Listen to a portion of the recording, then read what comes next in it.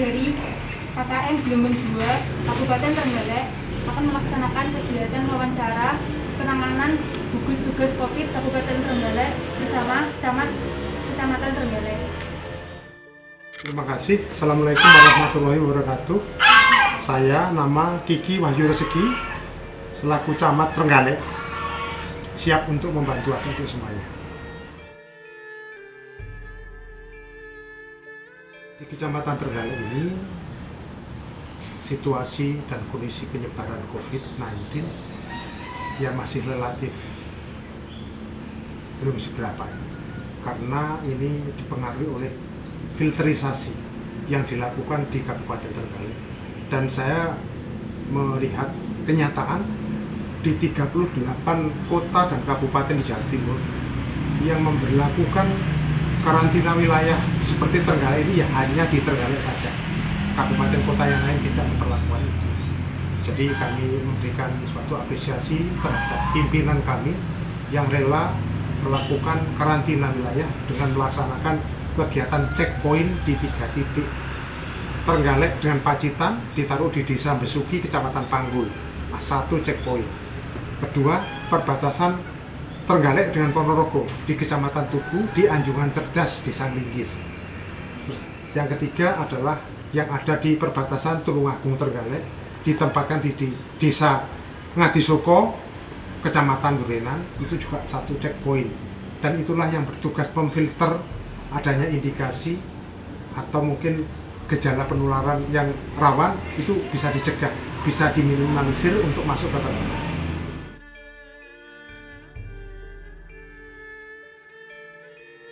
Upaya-upaya antara lain protokol distancing yang diberlakukan bagi seluruh masyarakat, diharapkan mereka semua mengikuti, ada kepatuhan. Namun tidak ditutup kemungkinan warga kita yang cukup bervariasi, ada yang responsif, patuh, ada yang kurang mematuhi. Dan itu terjadi di wilayah Trenggalek. Pertama, protokol kesehatan yang dianjurkan oleh pemerintah di sini wajib mereka melakukan kegiatan cuci tangan pakai sabun di air mengalir. Kemudian yang kedua, wajib pakai masker ketika mereka beraktivitas sosial di luar. Dan yang ketiga, mereka harus menjaga jarak. Dengan bahasa kerennya physical distancing yang dilakukan oleh masyarakat Trenggalek. Itu yang dilakukan. Di samping itu ada beberapa himbauan-himbauan mereka untuk menghindari hal-hal yang bersifat kerumunan. Jadi seperti halnya kegiatan-kegiatan yang sifatnya dalam tanda petik ya, jamaah, itu agar diminimalisir. Seperti contoh masjid raya yang di depan rumah saya ini adalah Masjid Raya Nur Al-Askar. Ketika masuk di era COVID langsung ditutup. Jadi lockdown kecil di masjid itu tidak boleh digunakan untuk kegiatan ibadah. Karena kita tahu ini di tepi jalan raya yang hilir mudiknya warga masyarakat itu tidak menentu dan jauh dan sebagainya. Akhirnya mereka kebiasaannya singgah di situ untuk melakukan sholat, istirahat dan sebagainya. Nah ini kan kita tidak mungkin bisa menjaga mereka.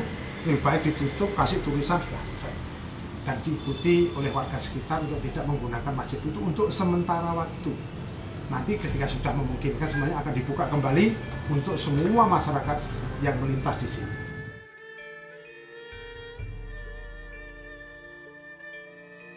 Kalau untuk seluruh warga kemungkinan belum, tapi untuk sebagian besar orang, terutama di tempat-tempat yang tertentu, misalnya di perkantoran, di sekolah, itu sudah diadakan himbauan sambil memberikan edukasi kepada anak-anak bahwa kita harus melakukan cuci tangan pakai sabun, menggunakan masker, terus kemudian kita menjaga jarak. Itu sudah kita himbau melalui berbagai macam cara. Tapi kenyataannya di masyarakat itu masih banyak orang yang belum teredukasi. Ya mungkin karena tempatnya di kampung, di hutan, atau orang-orang yang di pasar itu kadang-kadang ndablek ya, kurang begitu responsif terhadap seperti itu. Jadi kita bisa memaklumi, tapi pelan-pelan itu kita lakukan terus tanpa bosan-bosannya. Mereka tetap diarahkan untuk bisa hidup yang sehat dan bersih dan waspada terhadap penularan COVID-19.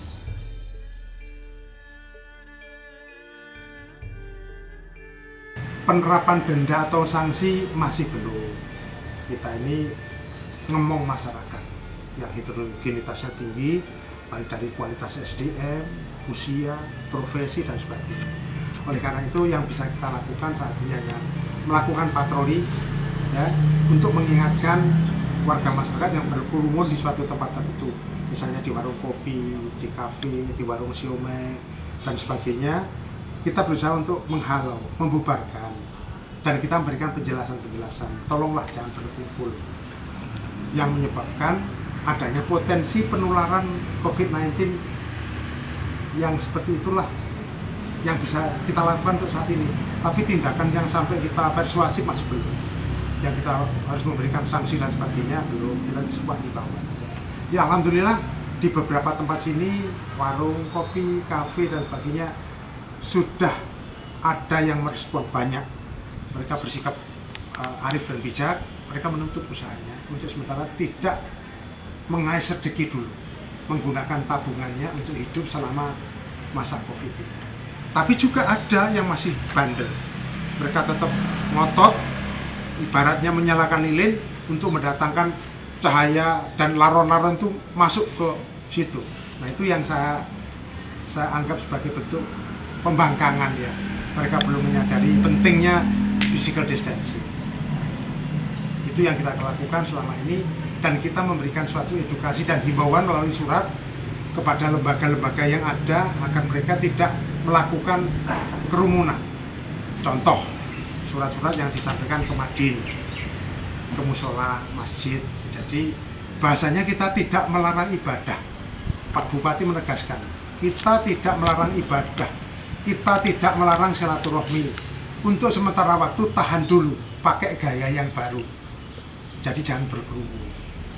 Itu aja yang pernah disampaikan oleh pimpinan kami di Kabupaten Trenggalek, dan kami merespon dan menyampaikan ini terus ke bawah agar mereka tidak melakukan hal yang dilarang itu tadi.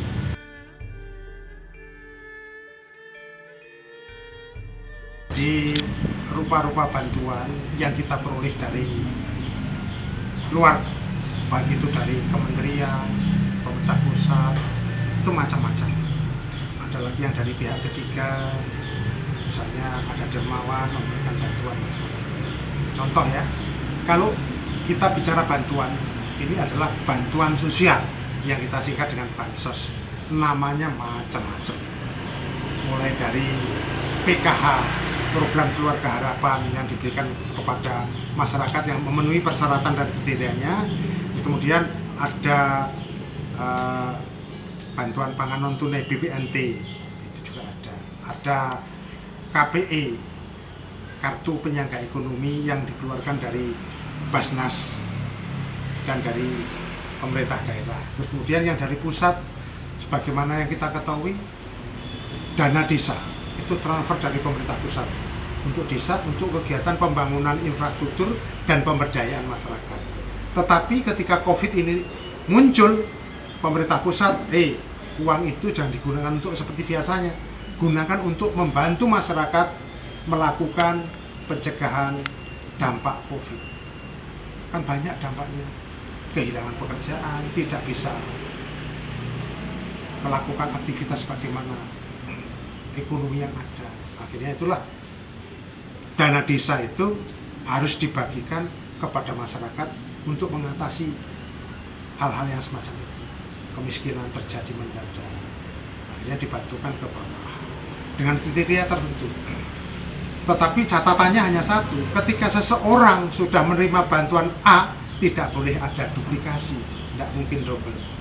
Tetapi walaupun demikian masih terjadi adanya kesalahan, tapi itu hanya sedikit, dan itu bisa diperbaiki.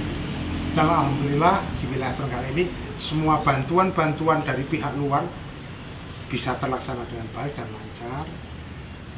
Dan kalaupun ada kendala itu hanya masalah kecil yang bisa diatasi. Ada lagi bantuan yang disebut BST, bantuan sosial tunai. Ada lagi bantuan sosial pangan. Ada lagi bantuan sosial tunai rantau. Ini merupakan bagian-bagian dari bansos-bansos tadi yang kita terima, kita kelola dengan baik, dan kita salurkan sebagaimana aturan yang sudah ditentukan.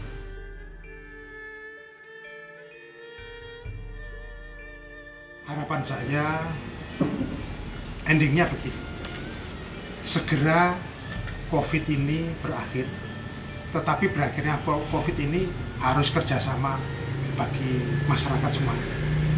Kalau mereka bisa melockdown dirinya sendiri untuk stay home, insya Allah nanti akan segera berakhir. Karena proses penularannya itu kan by disease ya, dibawa oleh orang makhluk hidup. Mobil tidak bisa menularkan, tapi orang yang menularkan.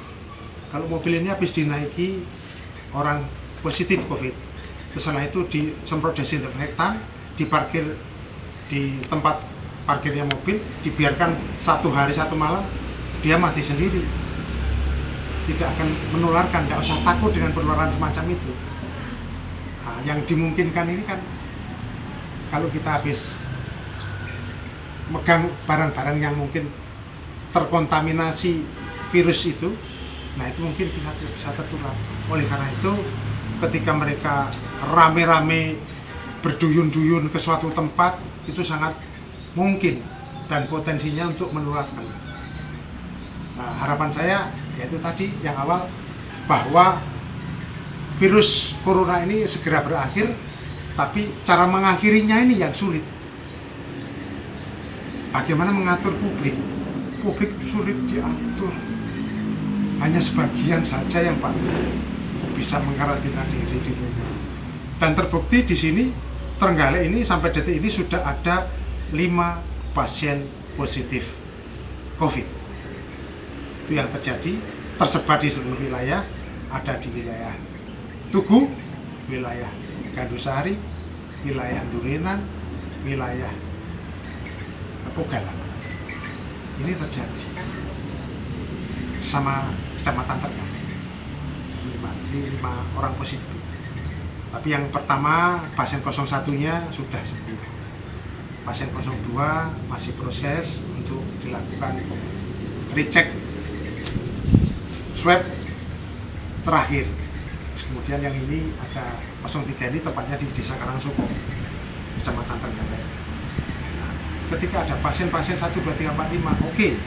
Tetapi yang penting, orang-orang kontak erat dengan pasien ini siapa saja.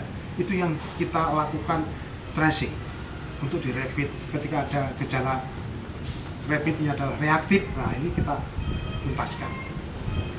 Dan kita melakukan karantina mandiri agar lebih efektif dan mudah. Karena kalau sampai di karantina di rumah sakit, kasihan, psikologinya kasihan. Mereka cenderung menjadi merasa sendiri, terkucilkan, di ruangan tertutup, dan dia tidak bisa aktivitas yang seperti yang di rumah. Jadi kita minta kesadaran masyarakat ketika dia merasa dirinya sudah positif, ya mengkarantina diri, tidak berinteraksi dengan orang lain, membatasi diri selama minimal 14 hari. Itu yang harus dilakukan, termasuk OTG karena kontak erat, misalnya keluarganya inti yang biasa melayani, bapaknya, dia sudah kontak erat. Memang tanpa gejala, OTG, orang tanpa gejala, tapi kita khawatir mereka adalah carrier dan membawa sesuatu yang bisa menulari orang lain.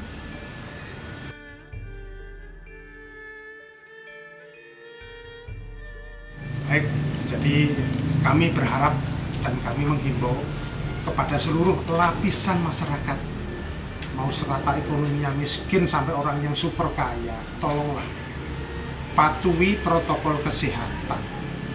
Karena kalau ini tanpa ada kepatuhan, saya takut, saya khawatir nanti ini menjadi suatu masalah besar. Bayangkan, kita sudah melakukan upaya, tapi banyak masyarakat yang membandel. Contoh, emak-emak, mbak-mbak, ketika dia sudah pegang uang, masuk saku, karena menerima bantuan-bantuan itu gatel tangannya. Mereka PSBB bareng-bareng itu sudah. Sekian wawancara saya bersama Camat Kecamatan Trenggalek mengenai percepatan penanggulangan COVID-19 di Kecamatan Trenggalek. Terima kasih. Wassalamualaikum warahmatullahi wabarakatuh.